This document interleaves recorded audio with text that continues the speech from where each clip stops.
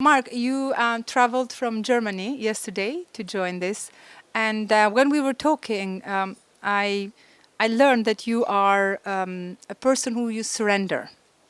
You believe on something and you take the risk. So, from your experience as a leader in sport, leader in business, how important is that? And yeah, what is your view on that?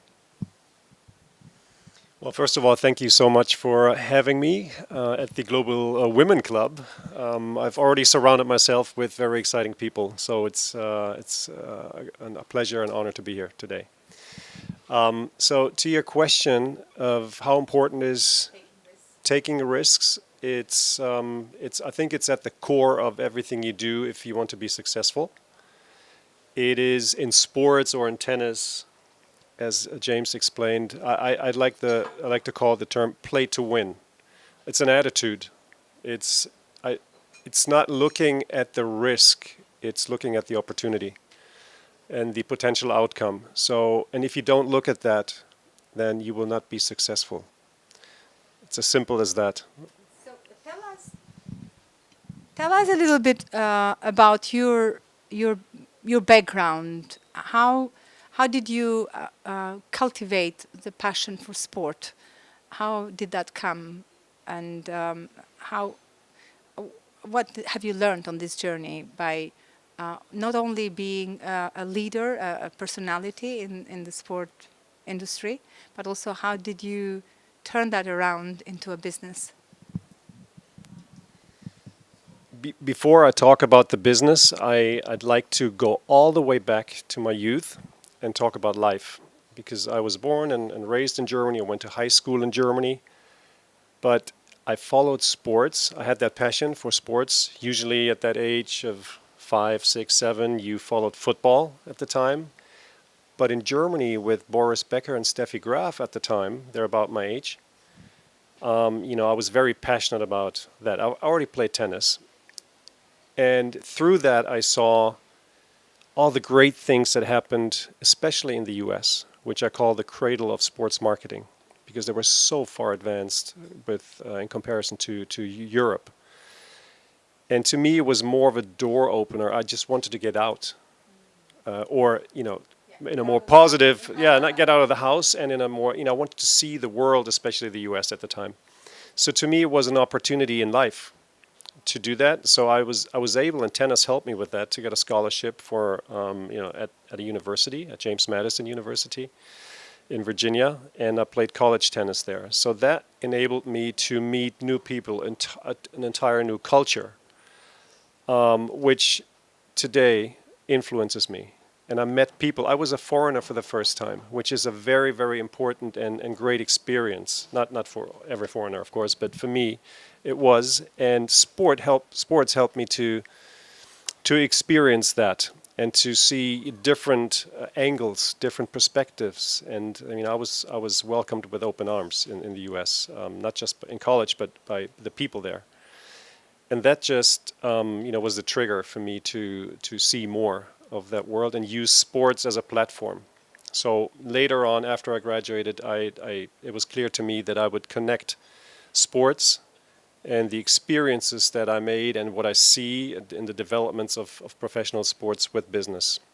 And I did that in very early on as starting as a consultant for sports sponsors, mainly in Europe at the time, um, when everything was about branding, on the jerseys and on the perimeter boards, which is completely different now. But it helped me to start a business in that field, and I've done this until today. Now I've changed it a little bit. I'm sure we'll talk about that with regards to champions. Always have to be open to change. Yes. Okay, that sounds very interesting because what I see here is like you had the ability to see things in a different perspective and to see the opportunity, to see the details.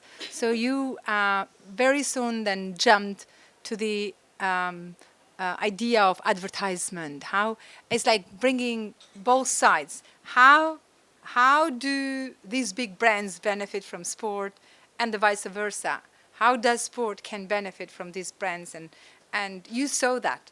And do you feel that you had that gift in you, or what inspired you to start something like this? Uh, is it because somebody told you, or is it because you saw an opportunity for business, or is it because you really have it as a gift, matching things together? Sometimes it's like I find myself just sitting here, and you're talking about something, and my mind is going, oh, he's talking about a subject that X in, I don't know, China has been looking for. Maybe I should connect them together. So do you have that feeling sometimes that because you have it in you, how do you turn that into a business? I think it's always important in business and in life that you are authentic, and integrity is very important. And coming from the world of sports, working in the world of sports and convincing brands and media and agencies and athletes to do this or that was easier coming from the world of sports. So because I hope was being yeah, it was yeah, you're one of them, and you know, you talk the same language, you speak the same language. What's also important is the passion. I mean, I brought the passion for sports, and to me, that's the key thing for everything. When I coach, and this would be a longer answer now, but just to keep it brief, in the learnings from sports for business, there are three main areas. One is, you know, the fundament, and in that you will find things like passion. If you're not passionate about something, or you have a stomach ache every time you step on the court, you're not going to be successful. And this is true for business as well, or in life, relationships, whatever. Then you have the practice and the repetition, and that's when you start to work on details, on rituals, and you learn and you improve and do that. And then you have the competition, right? The what we call sprint analysis. Yes. So, but the passion will be found in the that's in the fundament, and it needs to be there, right? So for me, it was there.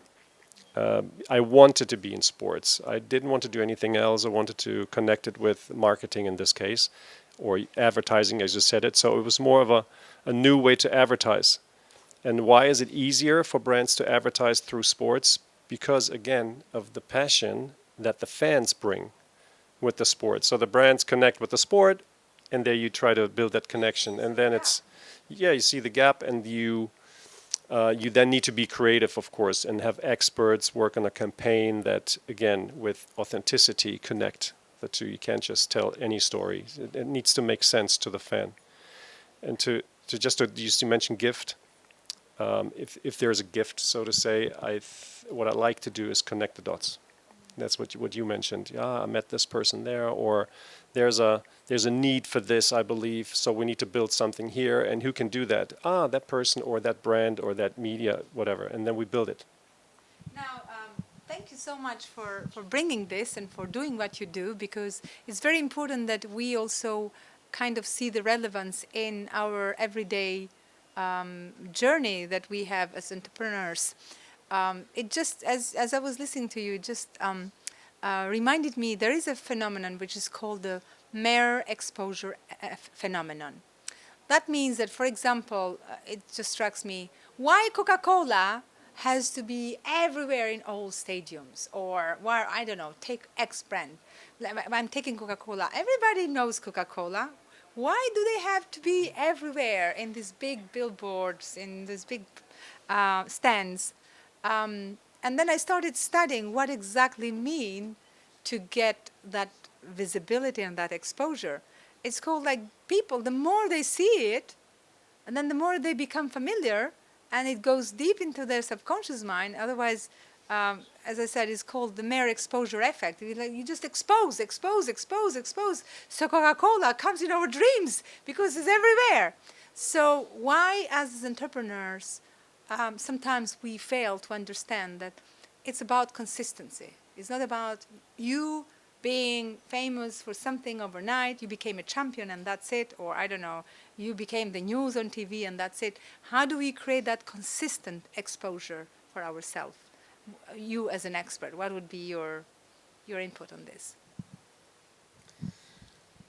How you do it depends on the brand, so to say. Yes. because you used Coca-Cola as an example, and which channel to use depends. That you need to be consistent is very important, as you said. And why do people fail? Because they stop halfway sometimes, because there are challenges, be it interpersonal, be it you're running out of budget, running out of money, or you have not done your homework on what to focus on. Focus, I think, is very important, also with consistency. And once you've decided and found the right way to do, then you need to be consistent and resilient and keep doing it. Now, from a brand perspective, as you said, you talked about subconsciousness. Us seeing Coca-Cola or other brands or Visa, MasterCard in all the big stadiums is like hitting tennis balls 1,000 or 2,000 or 5,000 times a day. It's just you absorb it and it becomes part of you automatically. So it's not an active decision you take. So it's already there. So you have almost like a brand trust. Now that has changed. A lot has gone away from just branding into more of a storytelling and again, this is emotional connection. And it's become more digital, of course, and you have to be more creative, and you can't just put your brands everywhere like we did even 15 years ago. When I did work for MasterCard at FIFA World Cup 2006 in Germany, and we basically turned Berlin into a orange and red branding space. And it doesn't work like that anymore. It has to be more than that. You got to find the right brand ambassadors telling the real stories, authentic stories. Plus, budgets brands are looking more at how much they spend and what the return is. So it's not, you don't have these huge budgets anymore, it seems. Interesting. Yeah. Okay, great. Now, also, you mentioned a very important keyword, which is called competition. So, how does it feel competition in the world of sports in comparison with competition in the world of business? That's a good one.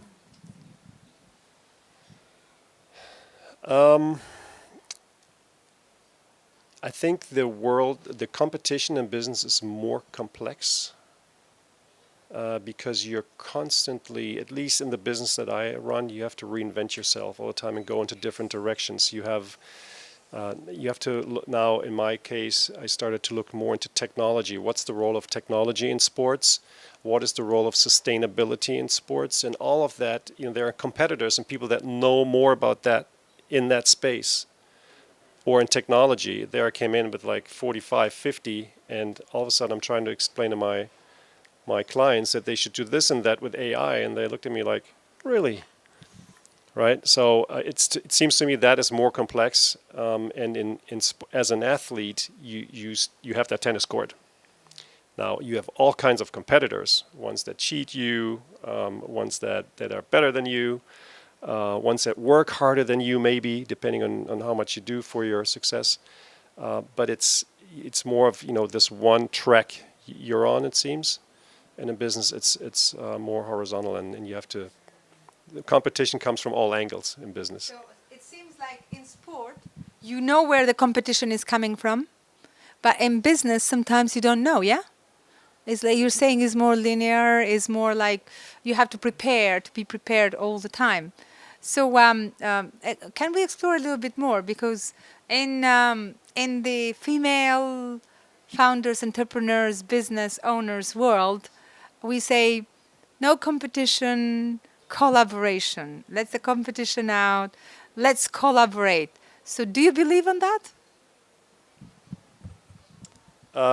Depends, but in general, I would say no, I don't. I think we have come to a world, and that has changed over the last 15 years as well, where we used to think in terms of market share and what we own and what we keep and what we protect, and now it's more like how can we collaborate to, doesn't it make more sense to collaborate and win together? But that doesn't always work because you don't always know who you're dealing with. So here again, it's more complex because you have to really analyze and see, can I work with that person or that company or. Invite your competitors in sport, let's collaborate in Yes. tennis, and then I say, if you win, yes, darling, yeah, you get the. So how does it feel in the world of business this one? I think, and this goes actually back to Richard Branson, I think, when he once said that, let me think about this, if I want to make sure I got the right quote here. Opportunities are like buses, is that what he said? There's always another one coming. So don't think of your project or your career or whatever of just this one single thing. You can collaborate with your competitor on this one project, and you don't always have to do it.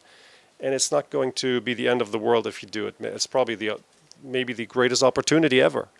So, and over time and with the years, you start to realize, just relax. It's not that bad. You can work with your competitors. But then again, it's about building trust.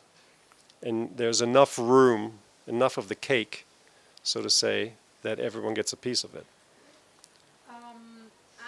I must say so, but for example, we women come from a culture that we didn't have, we don't have that many examples or role models where women really support each other from the past. We hear more stories of women like really competing badly, being aggressive, putting each other down. And that's why I feel like for the very first time ever in human history, I see our generation of women today is the first generation being more abundant and saying, sister, come with me, it's okay. We are creating kind of more abundance.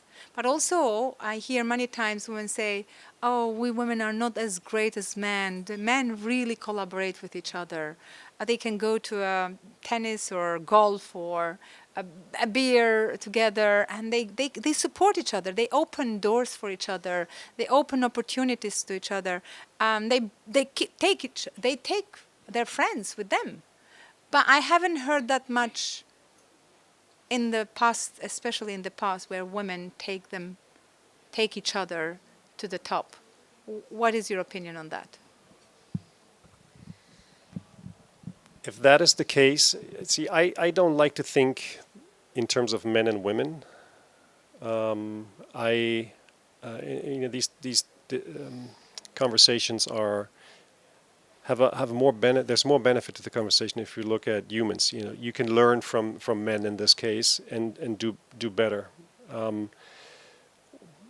If that's the case, maybe. But yeah, it's hard for me to. How do you guys collaborate? Well, guys in general don't always collaborate. Some do, some don't. That's what I'm saying. You can't say men do this and women do that. Maybe there's a tendency, but the comparison to me is a problem. If that's the learning, if you see that works for some men, then I want to do that too. Then I would encourage a woman to do the same, and by giving first, by sharing, and because then others will follow. That is a big learning too. With regards to competition too, Yes. is sharing and offering, reaching out to someone does miracles sometimes. I mean, look at the Wimbledon final this year after Novak Djokovic, who lost, who really wanted to win this. The words he said after he lost, that was just recognition. It was respect towards Carlos Alcaraz, and to him, to the young guy, it was so important. It actually made him stronger. So Djokovic didn't have to do that. If he thought in terms of competition, there's a next tournament, the U.S. Open coming up. Maybe I'm going too much into detail, but to me it was like, wow, he's really making this young man stronger, and that is a true champion to me. And at the end of the day, when the career is over, he can look back at this and say, I shared some of my greatness with the next generation, and that should be done in your example among women as well. If you don't feel that is the case right now. Yeah, thank you. And it makes sense, especially coming from a champion, because many times when we start something, we feel like we're very self-critic toward ourselves, and sometimes we don't have that belief that we can achieve something, we can make things happen.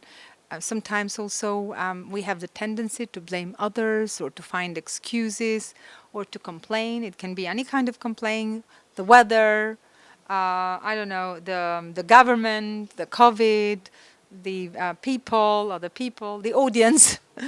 And when it comes to your experience, what are some qualities that a champion has? You just mentioned something, yeah, from the example you just shared. So, what are the top qualities that champions have? There are so many. That's why they're champions, and they all have to come together. And if you only master half of them, you're probably not a champion, but you're a good person, maybe. Many things like first of all, with regards to performance, it's discipline, it's the passion, it's the extra, the fine line, to do the extra work, to really want it. But then it comes to a personal level, humility. I worked with Pelé, the one of, if not the greatest footballer ever, and he could have been, arrogant or, just super proud of himself, and he had bodyguards in the car with us every time. When someone saw him through the windows of the car, it was amazing to see. Someone would go, "Oh, Pele!" and there would be a crowd within like seconds. Everybody would storm the car, and what would he do? He would get out of the car, leave his bodyguards behind, and sign every shirt, ball, whatever it was, until everybody was happy. He wasn't scared. And I said, "What are you doing?" And others did. And well, I want to make these people happy. I'll be back in 5 minutes. And that to me that's a quality, to give back to the people that made him a champion and a star. Um, yeah, it's things like that. But so many more things. Sharing after the career. What I said earlier is, you have, depending on the sport, maybe 10, 15 years of being a champion on the field, on the court, in the water. But life is much longer than 15 years for most people. So it's how you bring it to life after that, and how much you share in terms of humility, or in terms of sharing your experiences with businesses and individuals. And that to me is a true champion. And that's why I've launched, if you've built that bridge, Champions for Good, which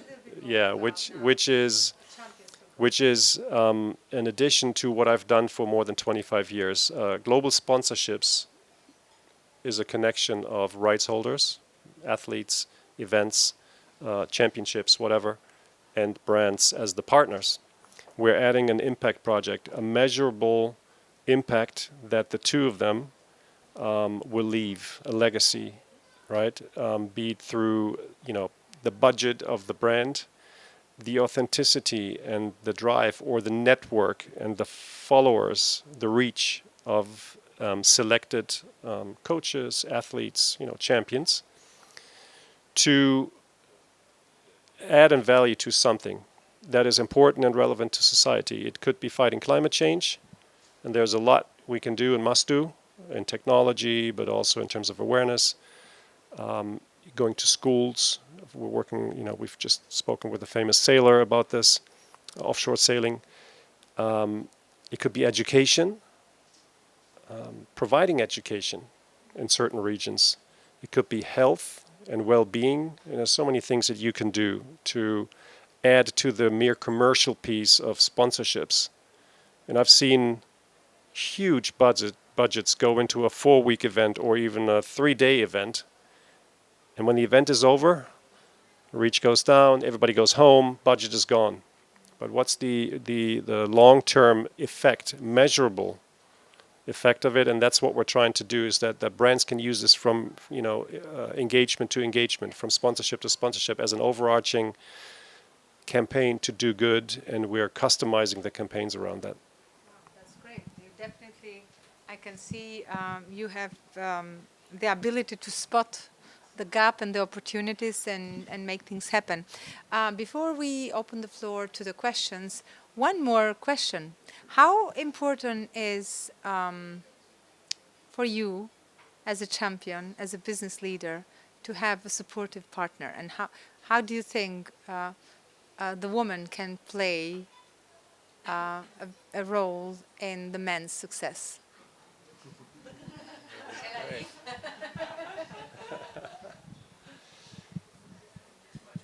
I think I've answered a lot of questions with the word depends, but it does.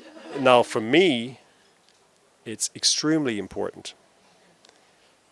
It's my partner or my wife, but it's also our kids. We have two boys, well, grown men, 25 and 22, and it's not just their support. It's what the communication with them, their opinion. Now they're old enough to give me their opinion on what I do. Actually, one of them is working on Champions for Good with me.